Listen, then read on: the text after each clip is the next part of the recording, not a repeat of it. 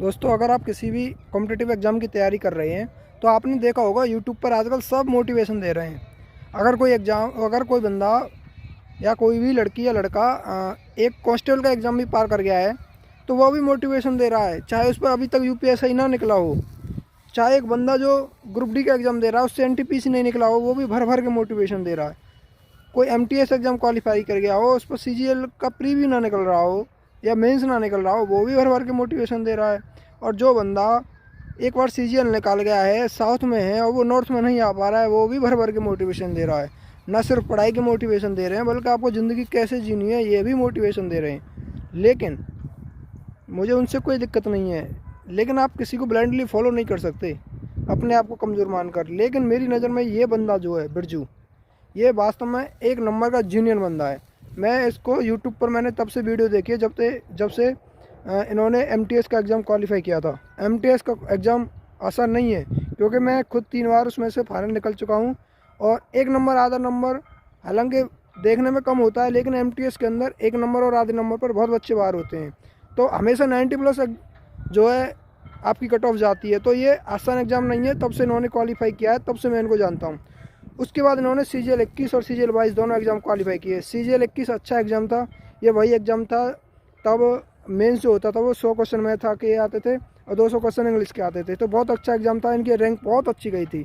तो इनकी तैयारी भी अच्छी है, बंदा भी जीनियन है, कभी फेक बातें नहीं करता कि दूसरों को मोटिवेशन देता हो, फेक मोटिवेशन देता हो। इसके अलावा इन्होंने सीडीएस के सारे एग्ज़ाम क्वालिफाई किए जितने भी दिए थे। इसके अलावा इन्होंने सीएपीएफ असिस्टेंट कमांडेंट का एग्ज़ाम क्वालिफाई किया था। एसबीआई पीओ और आईबीपीएस का एग्ज़ाम इन्होंने सारे क्वालिफाई किए थे। और अब तो इन्होंने मतलब गदर ही मचा दी है। यूपीएससी के एग्ज़ाम में क्या मस्त रैंक कमा रही है भाई, आप यहाँ पर देख ही रहे हो। आप किसी यूपीएससी की जो रिजल्ट है उसकी पीडीएफ में भी इनका नाम दे सकते हो। ये बंदा जेन्युइन है और बिल्कुल साधारण आदमी है। हालांकि जब इन्होंने सीजीएल निकाला था तो लोग कह रहे थे कि आप तो रिपीटर्स हो, सीट क्यों ख़राब कर रहे हो। और सबसे बड़ी बात ये, किसी टीचर के यहाँ पर अपना नाम चमकाने बिल्कुल भी नहीं गए। देखो कितनी बड़ी बात है इस बंदे के अंदर। तो आप ऐसे लोगों को जो है आप फॉलो कीजिए, ये बंदे वास्तव में जिन्होंने, इनसे आपको बहुत कुछ सीखने को मिलेगा। ये यूट्यूब की चकाचौंध में मत जाइए कि एक बार किसी ने एग्ज़ाम क्वालिफाई कर लिया, वो मोटिवेशन भर भर के दे रहा है और आप कमेंट में भर भर के उसकी तारीफ़ कर रहे हो। तो आपको ये सोचना होगा किस तरीके से पढ़ाई करते हैं।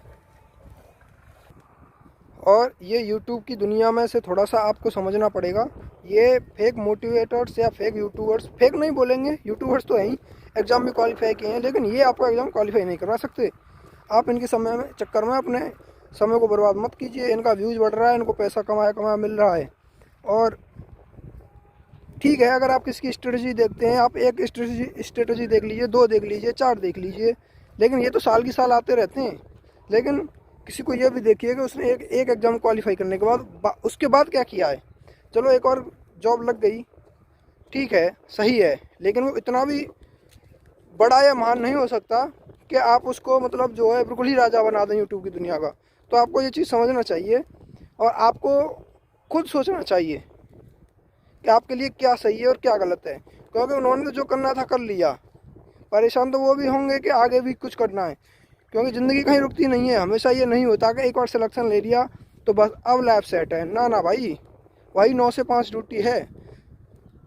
जैसे लोग प्राइवेट कर रहे हैं ऐसे ही लोग गवर्नमेंट ड्यूटी कर रहे हैं। रिस्पॉन्सिबिलिटी है हर इंसान के ऊपर, एक इंसान बैठा है। तो इस चीज़ को ज़रूर समझिए, किसी को ब्लाइंडली फॉलो मत कीजिए, अपने समय की बहुत कीमत कीजिए और हमेशा लोगों को पहचानिए।